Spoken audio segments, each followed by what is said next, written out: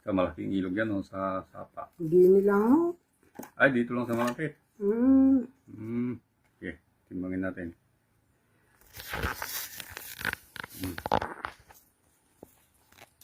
Siya. Buksan lang natin kung maliit lang yung balot eh. Oh. Paano ba ito? Ay, gano'n.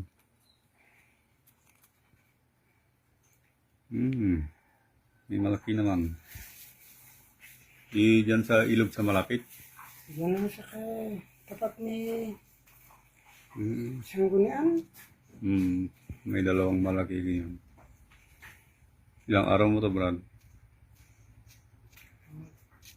Parang naman dahil yung pang Maracolis ako diyan pumunta. Merkulis hanggang ngayon. Wibis, Biyernes, Sabado. Bali 3 araw.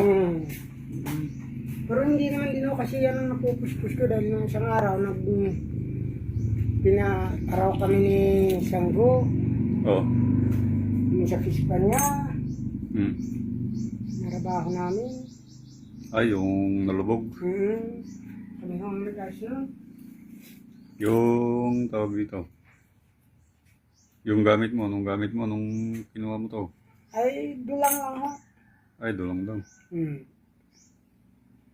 Dulang lang ho ang gamit ko. Malalaki ah. Yung 1/4, idagdag pa po natin. 3 guhit at 1/4. Yung ginto ni Brad. Mahigit 1 guhit ang kuha sa isang araw. Siguro ho kung napupuspos, kung hindi rin siya lumalaki yung ilog. Oh, Hindi naman kasi kung isang araw tuloy, bumahanang biglaan naman. wala kasi wilog nung nakaraan, di ba? Oo.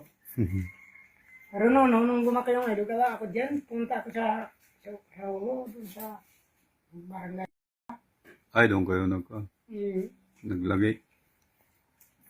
Kaya lang, yun na lang din ho yung huling araw ko dun, hindi na ako bumalik. Bayaran natin. Patan natin yung ginto ni brother. 1, 2, 3, 4, 5, 6, 50, 55, 58. Yan ba?